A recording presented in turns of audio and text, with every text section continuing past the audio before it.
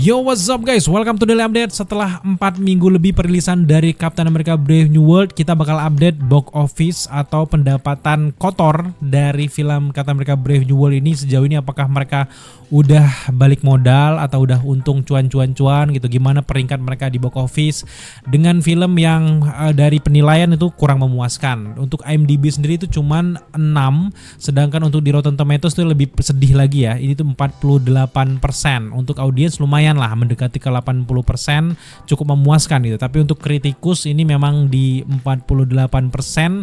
Jadi kita penasaran untuk mengupdate apakah mereka balik modal untuk semua ini. Dan buat teman-teman mungkin simpang siur, ini modalnya 300 juta dolar gitu. Enggak, ini cuman 180 juta dolar. Jadi sekitar 3 triliunan lebih, dimana meskipun mereka melakukan proses syuting ulang, tapi memang mendatangkan beberapa aktor itu bukan pengaruh yang besar, bukan menambah budget segitunya gitu. Jadi fix sekarang modal mereka adalah di 180 juta dolar gitu. Dan kita akan langsung ke box office mojo. Di sini kita melihat untuk di sekarang ya. Sekarang yang meraja itu naik justru Mickey 17 ya. Mickey 17 itu naik di nomor pertama sekarang setelah 4 minggu, hampir 5 minggu perilisan dari Captain America Brave New World yang selalu memimpin box office baik di domestik Amerika sana ataupun di global.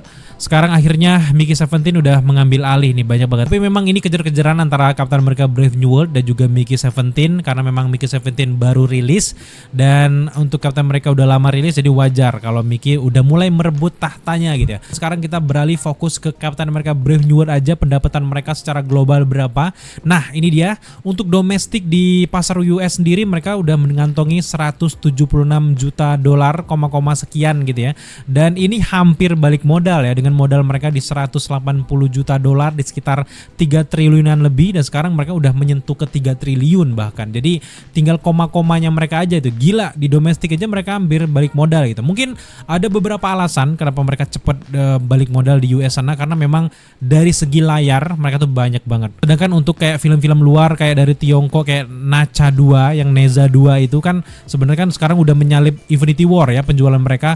Tapi sayangnya memang dari segi jumlah layar dikit banget gitu. Jadi kayak agak kurang fair gitu. Dan ini sebabnya kenapa Captain America Brave New World bisa naik di 176 juta dolar ini, karena memang di setiap bioskop di US memang kebanyakan menayangkan si Captain America Brave New World ini. Selanjutnya untuk pendapatan di versi internasional, termasuk juga ada Indonesia di dalamnya, itu mereka mendapatkan 194 juta dolar sekian, bahkan hampir ke 195 ya. Jadi udah balik modal dari luar aja itu. Dan total worldwide ataupun global mereka meraup cuan sebesar 371 juta dolar, dan setelah kita dihitung di kurs dolar di BI, dan dapatlah nilai di 6,2 triliun rupiah dengan modal mereka yang 3 triliun, artinya ini kali 2 ya. Akhirnya mereka lumayan untung gitu dari si pendapatan kotor mereka, dan modal mereka di 180 juta dolar ini belum dikurang, udah pasti keuntungan mereka itu mencapai ke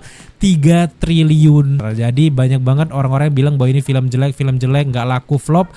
Terbukti bahwa mereka justru ini mengalahkan pendapatan dari The Incredible Hulk di tahun 2008 plus juga pendapatan dari The Marvel, karena dua film itu adalah 2 film pendapatan terjelek selama MCU merilis film di layar lebar. Dan ini akhirnya menandingi mereka. Setidaknya Captain America ini nomor 3 ya, 3 terakhir gitu ya. Tapi setidaknya gue senang bahwa akhirnya Marvel ya, walaupun gonjang-ganjing kemudian juga delay di mana-mana, kan kasihan sebenarnya guys. Di film Captain America Brave New World ini sebenarnya udah rilis tuh di masa-masa pandemik tuh, mereka udah siap rilis gitu. Tapi karena memang pandemik, ada demo SIG Aftra juga yang akhirnya membuat mereka ya delay. Pas nonton lagi screening, gue ingat banget tuh beritanya, mendatangkan beberapa jurnalis juga kritikus gitu. Kritikus nggak puas, akhirnya digodok lagi, syuting ulang lagi, menambahkan cerita baru lagi, dan pas udah mau selesai ada nih isu-isu bahwa bakal ada boykot dari Carter Sabra, digodok lagi itu cerita dari Carter Sabra nggak terlalu dominan, dan akhirnya plek jadilah itulah yang bisa kita lihat gitu. Dan sebagian orang kayaknya nggak ngelihat sedetail itu gitu. Makanya sampai sekarang gue cukup suka dengan Captain America Brave New World, meskipun memang diakui bahwa filmnya sangat-sangat simple, tapi gue menghargai dari karya mereka gitu, karena kita nggak bisa menjudge suatu film karya langsung dibilangin jelek, busuk, sampah kayak gitu, tapi kita juga harus menghargai orang-orang yang bikin film di dalamnya gitu. Jadi kayak istilah-istilah kayak gitu gue merasa kayak udah lah ya, jangan terlalu gitu. Setidaknya kalau bukan selera kita tuh, aduh nggak cocok nih sama gue, jelek filmnya gitu, oke, kalau jelek itu menurut gue masih aman lah. Tapi kalau kayak apaan film kayak gini, mending dibuang di kotak sampah gitu. Kayak come on, masih banyak orang yang suka gitu. Ya lagi-lagi karya itu kan memang balik lagi soal selera. Ada yang selera, ada yang enggak gitu. Kalau kebanyakan yang enggak selera bilang jelek, oke gitu. Kalau ini kan kayaknya 50-50 ya. Banyak juga yang cukup suka dengan Captain America Brave New World. Setidaknya ini mengobati rasa penasaran kita dan juga mengobati kayak rindu kita dengan Marvel di tahun 2025 gitu. Dan semoga aja Thunderbolt nanti mereka bakal cuan juga. Dan kalau gue lihat ya dari gaya-gaya mereka, orang-orang di balik trailer dari Thunderbolt kayaknya Gen Z gitu ya. Dimana keren banget kayak niru-niru A24 gitu. Jadi gue cukup percaya diri dengan Thunderbolt meskipun awalnya gue meremehkan. Tapi buat teman-teman yang udah nonton prediksi kita di awal tahun ya terkait dengan Captain America Brave New World ini, sebenarnya memang gue udah prediksi bahwa film ini bakal hampir flop gitu, dan terbukti kan akhirnya hampir flop juga karena memang ya mau nggak mau memang film ini bukan prioritas. Terlebih lagi memang karakter sebelumnya kayak Steve Rogers yang sebelumnya, Chris Evans udah melekat banget untuk para penggemar MCU, dan penggantian dengan Sam Wilson terlebih lagi dia kulit hitam memang nggak bisa diterima oleh banyak orang gitu. Tapi buat teman-teman yang udah nonton peralihan dari akhir dari Endgame sampai ke peralihan ke series The Falcon and Winter Soldier, jelas sangat menerima film dari Captain America Brave New World ini. Tapi kenyataannya nggak semua orang nonton series dari The Falcon and the Winter Soldier, karena gue agak kurang srek sama Marvel itu adalah mereka terlalu banyak kemarin membentuk series yang digadang-gadang bakal canon dengan versi filmnya, sehingga orang-orang tuh sekarang sibuk dengan dunianya masing-masing, nggak sempet tuh harus nonton buka streaming gitu. Mereka taunya yang kayak zaman dulu lah gitu ya, di Infinity War ya di versi film aja yang canon gitu, jangan yang embel-embel masuk ke Marvel Television juga yang canon. Akhirnya pusing, kebanyakan tontonan, dan akhirnya lahirlah istilah superhero fatigue. Itu salah satu alasan, dan nggak semua orang nonton The Falcon and the Winter Soldier sehingga emosinya itu nggak dapet. Jadi gue sangat wajar buat teman-teman yang kurang suka dengan Captain America Brave New World, karena kalian nggak terlalu nonton semua entek-antek peralihan dari penyerahan Shield sampai dia bagaimana berjuang gejolak dari keraguan Sam Wilson di seriesnya dan akhirnya sampai sekarang di gong jadi Captain America Brave New World. Itu kalian nggak nyampe ke sana kayaknya, dan menurut gue sangat wajar, dan itu nggak bisa kita desak orang harus nonton seriesnya gitu. Justru sebuah film yang bagus menurut gue Captain America Brave New World harus diterima orang lain dan orang semua suka meskipun nggak nonton seriesnya itu. Dan pada kenyataannya sebagian orang kurang suka karena memang pendekatannya kurang deket gitu. Kenapa ini Captain Amerikanya hitam gitu? Kenapa kok tiba-tiba Sam Wilson? Kenapa kok bacotnya jusunya terlalu kental? Pas ngelawan si Red Hulk kok gitu aja gitu ya. Ya terlepas dari semua itu, memang kita penjelasan ya terkait orang yang nanyain kok lawan Red Hulk gitu aja. Ngomongin CGI nantilah ya. CGI masih bisa sangat diterima menurut gue. Tapi untuk cerita kenapa cuman pakai ceramah no jutsu ini udah selesai, menurut gue ya, karena memang sejatinya kalau mau apple to apple antara Sam Wilson yang tanpa serum dan juga Red Hulk memang bukan lawan yang sebanding. Apalagi kalau kalian mau bandingkan dengan di dalam komiknya, Red Hulk itu udah gila gitu. Kekuatannya bakal bisa mengalahkan Hulk versi Bruce Banner dalam beberapa perkelahian gitu. Bahkan ini dia juga sangat pemarah di dalam komiknya gitu. Dan kalau mau di-compare sama Sam Wilson memang nggak nyampe itu. Dan salahnya memang Marvel, mungkin mereka ketakutan bahwa Sam Wilson ini nggak akan bisa ngegendong Captain America Brave New World, sehingga dibawalah dunia The Incredible Hulk, di mana ada The Leader, ada Red Hulk, gimana ini juga proses development karakter dari Thaddeus Thunderbolt Ross, dimana sebelumnya kita nungguin kapan nih jadi Red Hulk, nggak ada jawaban sama sekali. Gue pikir dulu di film Black Widow kan dia bakal jadi Red Hulk, nggak ada sama sekali. Akhirnya setelah pemeran sebelumnya sudah meninggalkan dunia ini, gitu diganti dengan versi yang terbaru, barulah Marvel mengeluarkannya, disimpan ternyata untuk Captain America ini, karena memang mereka sejatinya kurang pede dengan Sam Wilson dan orang belum melekat segitunya dengan Sam Wilson. Bahkan mereka juga sadar gitu, kita juga sadar. Tapi memang balik lagi ketika perkelahian dengan si Red Hulk ini memang bukan lawan Sam Wilson gitu. Meskipun dia pakai vibranium lah, uranium lah, apapun itu, memang bukan lawan yang setimpal untuk ukuran monster ini. Jadi apa ya solusinya yang utama adalah menyadarkan si Red Hulk dengan ceramah no jutsu, sama kayak apa yang dilakukan sama Black Widow dengan Bruce Banner ketika dia ngamuk kan di kapalnya si SEAL itu, kemudian juga di bagian di hutan-hutan itu kan.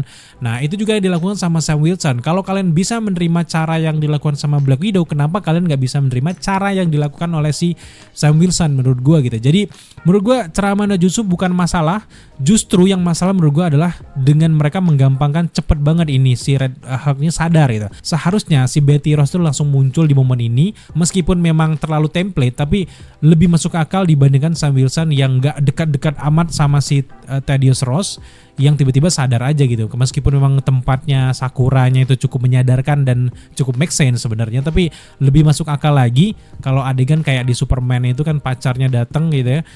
Tiba-tiba di sini kan anaknya datang, Betty Ross yang udah lama banget ditunggu, bahkan di spill sejak awal film, tapi akhirnya nggak datang gimana gitu. Tapi setelah gue ngeliat Betty Ross di ending dari film Captain America Brave New World, wajar mereka nggak memunculkan lebih jauh karena memang dari segi bentuk wajah, karena memang dimakan usia ya, Betty Ross-nya beda banget sama Betty Ross yang ada di film The Incredible Hulk. Jadi menurut gue setidaknya kalau mereka mau munculin Betty Ross ya harus pakai CGI ataupun visual effect anti-aging dan sebagainya gitu. Tapi secara keseluruhan semoga info ini nyampe ke kalian bahwa sebenarnya Captain America Brave New World tetap cuan meskipun digempur dengan orang-orang yang terlalu overhate dengan film dari Captain America Brave New World ini. Menurut gue kalau kalian nonton dari, bahkan dari kalau kita nonton urutannya dari setelah pandemik, dari WandaVision lah, dari kayak beberapa karakter kayak series Agatha All Along lah, dan hadirnya Captain America Brave New World yang levelnya naik ke layar lebar dengan cerita yang membawa dunia Incredible Hulk yang gue suka banget ini, menurut gue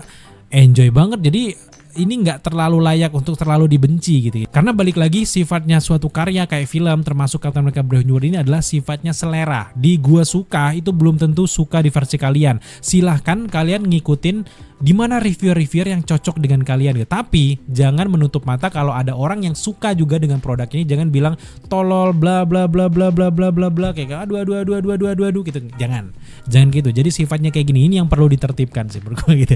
Nah, sejauh ini kayaknya itu saja update kita terkait dengan Captain America Brave New World. Kenapa gue bikin konten ini kayaknya perlu banget, setidaknya ini sebagai closing statement dari gue terkait dengan film Captain America Brave New World. Mungkin setelah ini kita nggak akan banyak lagi bahas terkait dengan Captain America Brave New World. Kita akan move on. Di bulan April ada Thunderbolt yang juga cukup menarik gitu, yang tadinya kita remehkan ternyata wow. Jadi semoga aja Thunderbolt juga sangat menarik. Dan gongnya ada di bulan Juli, ada Fantastic Four, ada juga Superman, ada juga Jurassic World. Wow, banyak banget di bulan Juli. Jadi buat teman-teman yang kebetulan lewat di channel ini tapi belum subscribe, rugi kalian gak subscribe, karena kita akan membawakan berita-berita, info menarik, baik itu di belakang layar ataupun di luar layar ataupun di filmnya terkait dengan dunia perfilman yang kalian sukai guys. Jadi buat teman-teman belum subscribe, jangan lupa dukung kita dengan cara subscribe, like, comment, dan share, serta jangan lupa juga untuk nyalakan notifikasi agar kalian mengetahui apabila kita mengupload video setiap harinya.